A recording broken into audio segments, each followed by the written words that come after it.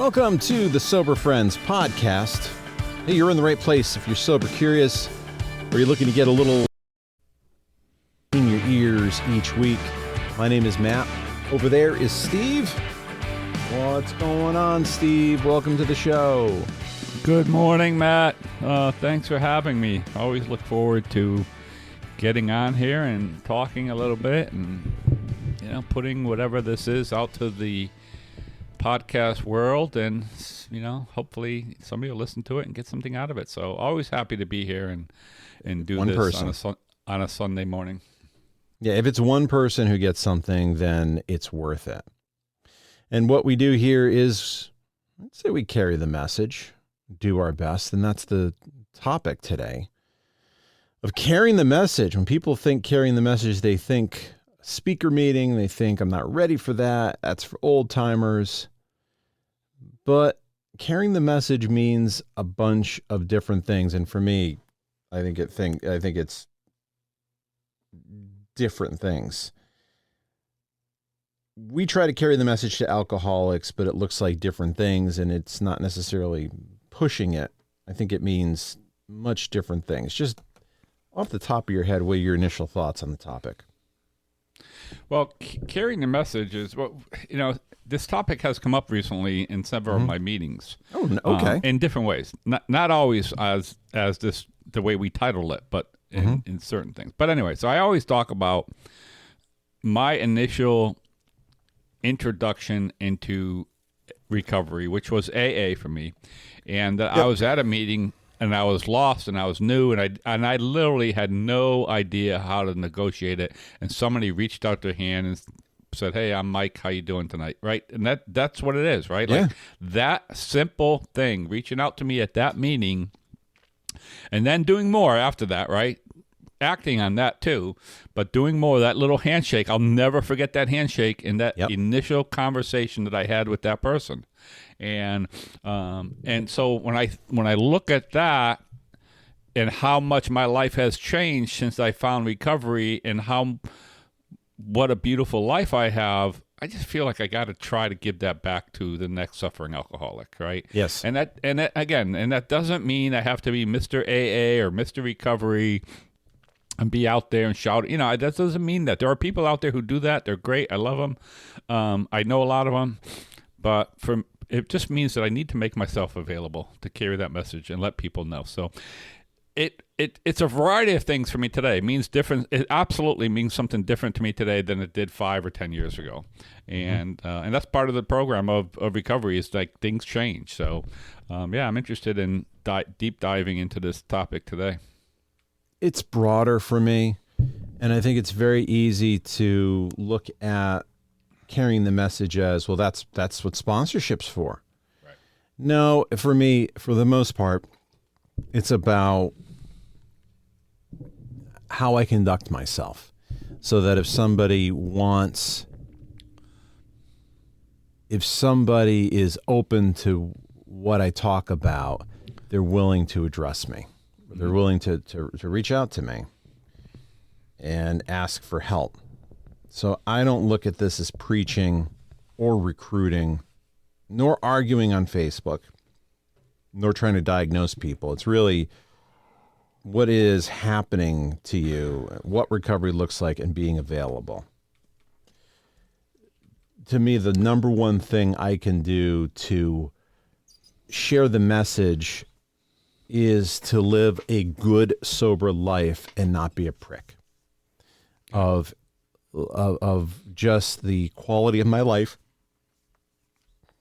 how I treat people, and trying not to be a hypocrite. And when people hear that I'm in recovery, they might be attracted enough to ask, "What did you do?"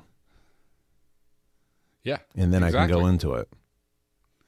Exactly. Like one of the sayings in AA is that you have to act a certain way because you may be the only version of the big book that somebody else might see, right? So you all, and what they say is like you always have to act like you have to do your best to always act like that.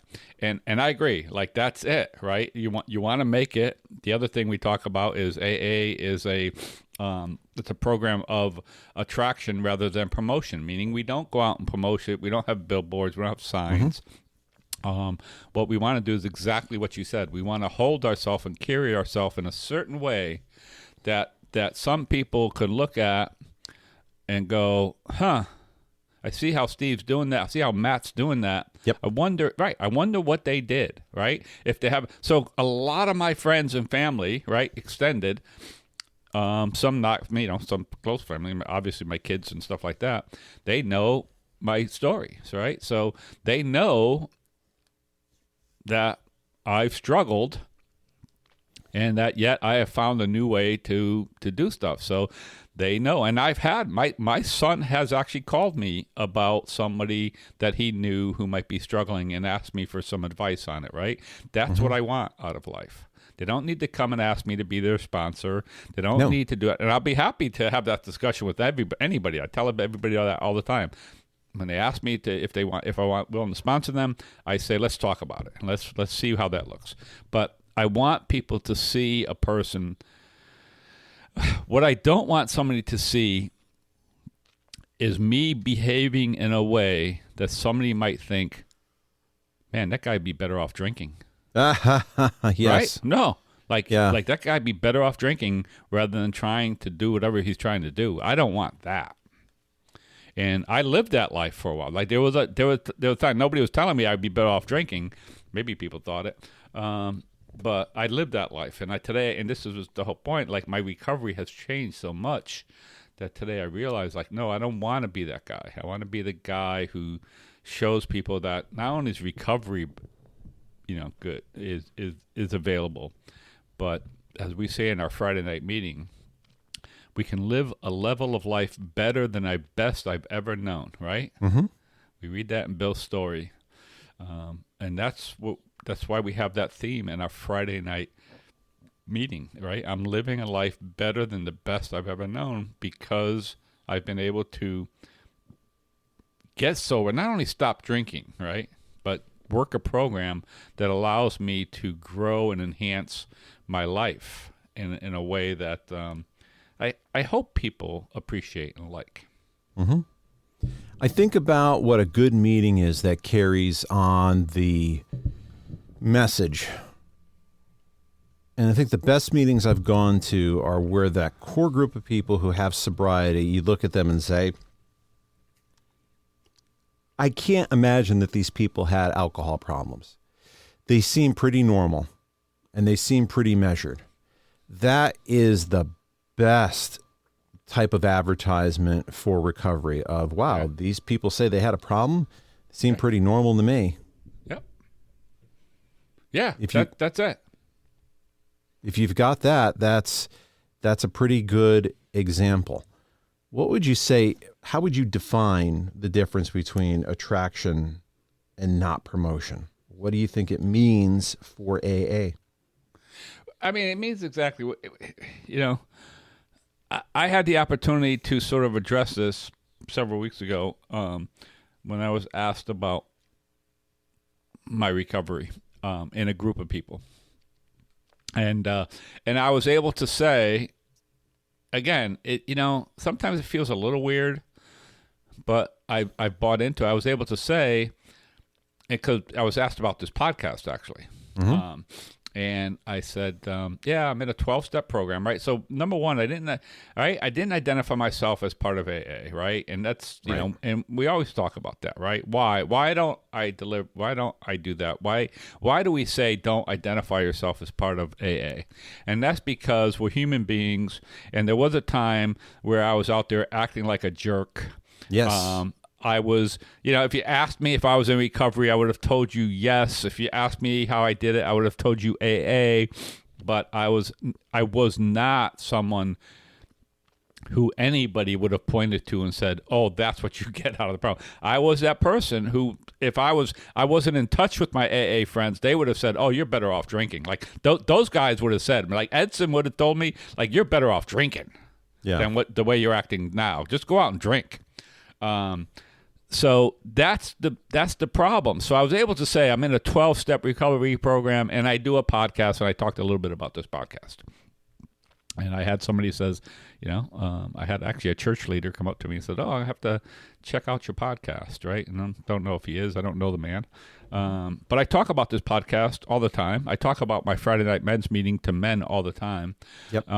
Because those are the things, right? And then, so I hope, and just to step back about that conversation was possible for me to talk about my recovery in this podcast because I had opened up to a friend and told this friend that they did not have to worry about my anonymity, right? That anytime I could be helpful, I gave them permission to out me, right? And that's my choice, right? That's not, everybody doesn't need that. And 10 years ago, 15 years ago, I wouldn't have done that, right? I was not in a place that I would have given that permission. But today I can, because today I do think that I hold myself in a way that can reflect on this program, that just like you said, they could look at me and go, wow, Steve's got a pretty good life. Steve's acting in a pretty good way. How's he doing it, right? I remember my life being out of control. And by that, I mean in my head, right? That's what I mean. In my head, my life being out of control. And so it's important that we don't have promotions, because what happens is, if the next thing you know, Steve's out there drinking, then all of a sudden it becomes, oh, this program doesn't work, right? And we certainly see a lot of that on social media, people banging on AA, saying it's a cult and it doesn't work and this and that. And I get it. I get why people feel that way. But I don't want that. So I just want to show how and that's the whole thing, get back to carrying the message. That's the whole thing about sponsorship. I am still, to this day, amazed when someone comes up to me and says, "Hey, will you sponsor me?" Or, "Hey, will you take me through the steps?" Or, "Hey, will you do this with me?"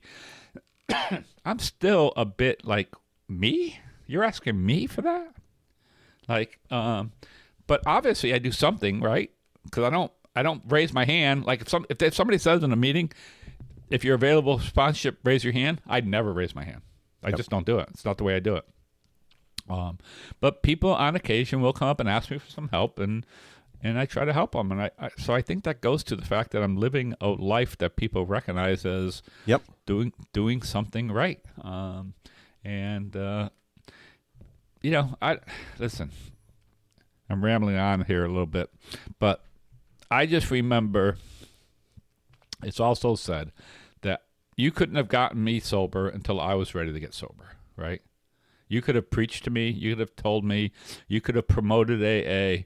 But until I was ready to walk into those rooms and do the work and put down the drink, it wouldn't have worked. So I could have been promoted as much as I want, and nothing would have worked until I was ready, until somebody came up to me and showed me how to do it. And then I was ready. I was ready to listen and do some work. This moves into a little bit about what carrying the message is not. Carrying the message is not fixing people. It's not about being someone's therapist. It is not about burning yourself out or saying yes to every sponsee. It is not about the outcome. You cannot get somebody else sober if they don't want to be sober. You can be a support mechanism. You can follow up. You can help out. You can give advice. But it's on them that you have done your part if you have been willing to help. Yeah. That's all you have to do. This is not like at work where it's all based on a KPI and did you reach the goal of success? The goal of success here is not the outcome for the other person. It's for you being available and being kind and being just available and giving the right message and being tolerant. That's how I look at it. Yeah, there's no question. And that's a perfect reason why, again, on the social media thing where people bang on AA, they talk about the failure rate and how it doesn't get people sober. And you just hit it. It's like one of the arguments with that is, yeah, AA probably, doesn't have a great success rate. Number one, they probably They're probably hitting more alcoholics than any other program. I'm sure they are. But everybody who's doing that work, everybody who is reaching out, like I said, trying to help that alcoholic, those people are staying sober, right? Yes. When I help another alcoholic, and this is what we talk about, I'm staying sober. Yeah, I may not get him sober or her sober or whatever it might be, but I'm staying sober. So that's the success, right? The success isn't like you said, it's not a measurable success as to, yep, I got 12 sponsees and 10 of them are sober. That's not it. I have 12 sponsees. 10 of them, I have no idea where they are in life, if they're still alive, but a couple of them are sober. Yep. And guess what? I'm sober too. That's the success, right, of going out. And I want to step back. Like, there's a little bit of that carrying the message that is other service work, right? It is speaking at meetings for some of us. Like, absolutely. I do that. I take a meeting. My Friday night group had a commitment last year to take a meeting on one Tuesday a month, second Tuesday of the month, it was a detox facility, which they've now turned into a whole rehab program. And there was a waning interest in doing that. And I loved when I had that commitment. Like, I would take it once or twice a year. And I loved it every time I did it. And I had new sponsees I would take with me. And it was really a good commitment. And I could see that the group wasn't interested. And I put up my hand like, hey, I'll take that commitment. Like, I'll take it. It's one more meeting a month, right? It's 12 more meetings in a year. Yep. And I get to go into a detox, and now, like I said, now a recovery program, and talk to people who are on the front lines, right? Just trying to figure this stuff out. And that's a perfect example of, I give my phone number to many of the guys up there. I tell them to come see me on Friday night or Monday night or Wednesday afternoon. And I've been doing this for probably 18 months now. And no one has ever called me from that commitment. And that doesn't matter to me, right? It's like, I don't go, well, I'm not going to show up because nobody ever calls me. Maybe they heard something that I said, and they're at a different meeting, and they have a great life, and they don't remember me enough to know how to find me. I don't know. Like, that's, so those type of commitment. I was supposed to speak tonight down in Norwich, which is like a 45-minute ride from my house. Yep. And somebody had a commitment, and I took it, because I do those things. I like doing those commitments. And then my son decided to have a birthday party for our grandson, so we're going down there instead. And so I switched with somebody, and I'm going to speak next Sunday. And I like doing that. I like every once in a while going out and going to a speaker meeting and telling my story, especially when it's a 45 minutes away. Like, I'm going to go there and not know anybody, right? Yep. And they're going to hear something. If you do any speaker meetings around this area, it seems like speakers sometimes can be hard to get. Maybe you hear the same speakers. I like those meetings where they're far away, where I could go there, there's nobody there. Gives them a different view on it. Yep. They get to hear somebody different.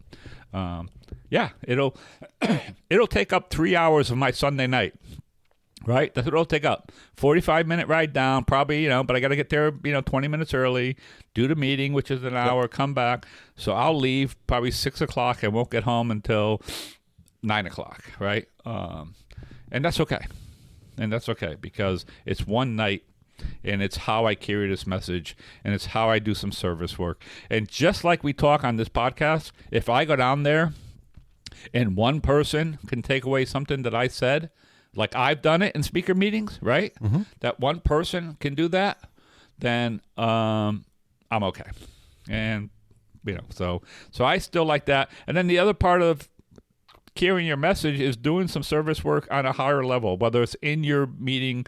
We talk about doing work on a district level, right? That's the other way I carry the message, is try to make sure meetings are organized out there so that they're available for other alcoholics to find. Right. So lots of ways to carry the message.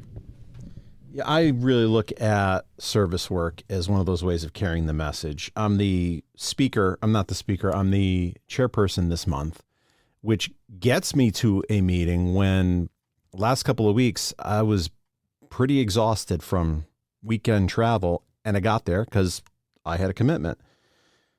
And running a meeting effectively is a way of carrying the message that if you can run a meeting effectively, you have an opportunity to make it an effective meeting, to structure it the right way, that somebody comes in and has a good feeling about that meeting and may want to come back. But you do get to the dirty secret of carrying the message is it's mostly for me. Yeah. That if you get a benefit, that's a bonus, but I stay sober. If we all do our best to carry the message, we all get a benefit. And if we're getting a good benefit from that, that should carry over to somebody else. You should grab a percentage. Yeah, the biggest thing is try not to keep score, right? Like I said, try not to keep score of how you're doing with other people. Keep your own score, right? How are you doing with yourself? Is carrying the message, is helping somebody, is it helping? Because it can get frustrating. Yes, trust me, I've worked with lots of guys. It can get frustrating that you're like, oh, God, man, I'm giving up an hour and a half or 2 hours. You know, I had a sponsee who couldn't stay sober. Couldn't stay sober. Like would put a year together, months together, boom, all of a sudden, next thing you know, and he kept coming back. So what am I going to do? Kick him out? Maybe. Some people might say kick him out, let him go. And I did that finally, right? Finally, I was like, hey, this isn't working, you know? So, but for about 3 years, I would meet with this person whenever he wanted to meet. And as much as I would not want to do it, sometimes, not all the time, but I would also find out that when I was working and taking this person through the steps, I can remember sitting there going, "Oh, this is great." I can remember thinking, "Oh, this is my program's on fire." So yeah, try not to keep score as to what your record is or how other people are doing. Keep your own score of how you're doing. Is it helping you? And it is one of the reasons why I take commitments at meetings, just like you said. Yep. Is that it gets me to these meetings. Right, and I pick up our buddy Mike, take him to Monday night meetings, and there's plenty of nights on Monday nights where I just don't feel like going to that meeting, and you know, a lot of times Mike will be, "Hey, you going to the meeting tonight? I'll go with you." Right, and it gives me a reason, like, okay, I have to go to a meeting because I got to pick up Mike because Mike doesn't drive. I got to take Mike to a meeting. And how many times have I walked into that meeting with a headache, tired, exhausted? And every time that happens frequently, I walk out of this meeting and I no longer have a headache. I mean this, honestly. I no longer have a headache. I'm no longer tired. I just feel better, you know? And so, you know, it's really interesting how this program works for us and for me especially. And it's just that doing stuff... It was mentioned on Friday night. Doing stuff that I don't want to do is what keeps me sober, right? Spending time with other people, helping out, you know, going to talk at meetings. Sometimes I don't want to do that stuff. It is what is the core of keeping me sober. Last two meetings. If I wasn't the chairperson, I probably wasn't going because of how exhausted I was. 2 weeks ago, especially, I didn't sleep. I didn't sleep in Fitchburg. Right. At all. One of those nights I just didn't sleep at all, and I was just hanging by a thread. The Pittsburgh trip, ironically, I slept a little better. I wasn't as tired, but still it was like, this is hard. Now, it helps that I took the day off, but that is also part of carrying the message of when you're really tired, sharing with people, this is how you take care of yourself. Yeah. So that you're not hanging by a thread. And I had to take care of myself, and I can share that. And there are some people who have told me in meetings, hey, they'd like to hear a history lesson from me, that I'm good at explaining, here are the things between the lines that Bill's talking about. And I've had one person said, I kind of like when you share that. I'm like, okay, great. I'm great. I can have that level of value. And there is a way that if you're newer, you can share the message. And I remember old timers telling me this type of stuff. If you're brand new, shake hands, get phone numbers, come early. If you're new, sharing, especially if you're struggling, because you might find this hard to believe, but the people who have been around a while like to hear that. I like to hear the new person. It reminds me of a time when I was new. The mind wants to forget the pain and only remember the nostalgia. Right. So it is good to hear that, but it's encouraging to me to see somebody getting it. It makes me feel a little bit better. So this isn't just about the older person carrying the message. This is about somebody who is new carrying the message too, even if they're struggling. Especially if they're struggling. Yeah. Especially if you're struggling. I tell people, one of the gifts I've gotten, and people know this if they go to meetings with me, is I share. And I share my shit. Like, I share what's happening in my life. Like, when I feel like I'm being beat up, which has been this whole last year, and I'm whining, and sometimes it sounds like I'm whining, but it's what I need to do at the time. Like, it's incredibly important to share for newcomers when they're struggling. Because number one, I have a friend who's been reaching out to me a lot, and he even talks about it. He's like, I feel like I'm just calling up and whining and bitching on the phone. It's like, no, you are maybe calling up whining and bitching, but it's okay. It's okay. Because if that's what you need to do instead of not drinking, then that's fine. You call me up. There's plenty of us who will take your phone call. But it's incredibly important for people who have sobriety to watch the struggle. It is. Mm-hmm. It's not that we don't wish it on people. We wish everybody who came in would get it and be happy and live a great life. But it's important to watch it so that we could go, that's me if I don't watch it. Yes. Right? And again, there's a lot of people who don't feel that way, but I don't feel that way. Like, no, that's me if I don't watch what I'm doing. If I don't do the work on a regular basis, that's me. I shared about it Friday. If I don't do this work right early on a regular basis, I will drink. There's no question about it. I will drink. I know that of me today, so I know I need to keep doing this work. Maybe that one day I'll wake up and I'll think to myself, "Oh, I'm done. I'll never feel that way again." But I'll be 68 years old this year. I don't feel that way today. I don't feel like I'm gonna wake up tomorrow and think, "Nope, alcohol has no pull to me." No, still does, because I'm an alcoholic. Mm-hmm. So it's so important for the newcomer to share that. My Friday night meeting, we go out chips.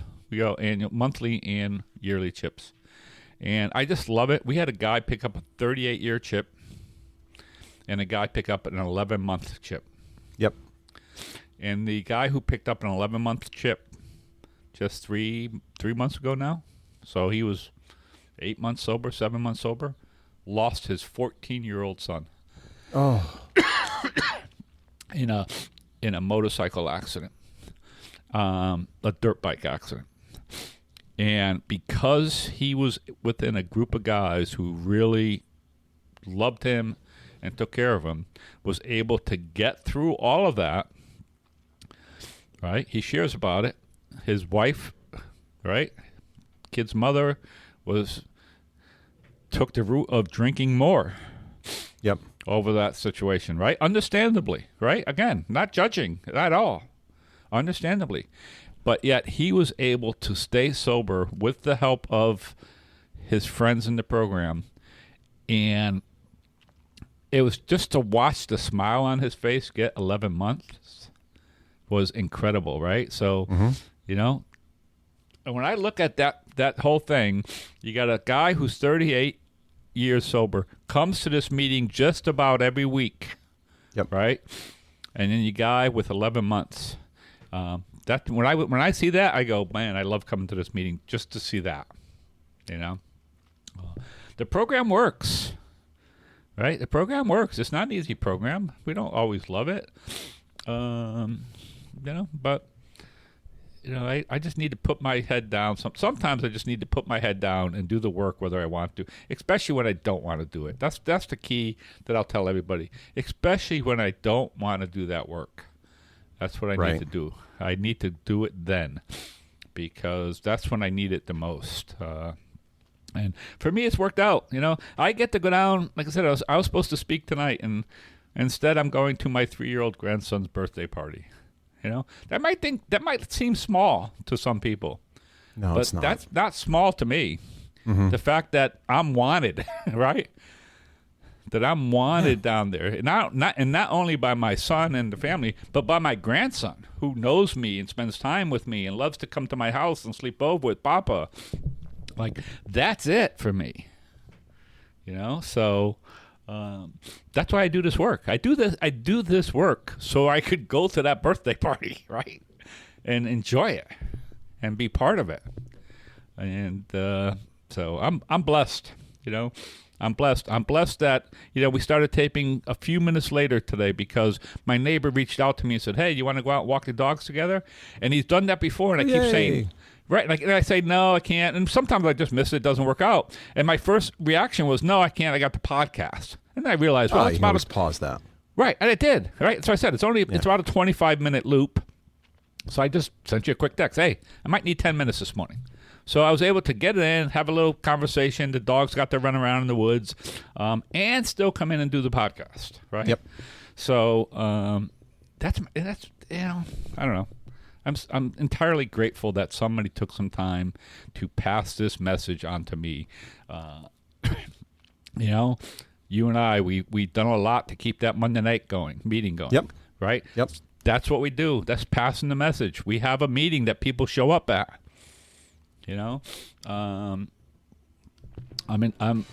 internally grateful for it. And I try to show that gratitude by giving back, which is carrying a message, as much as I can.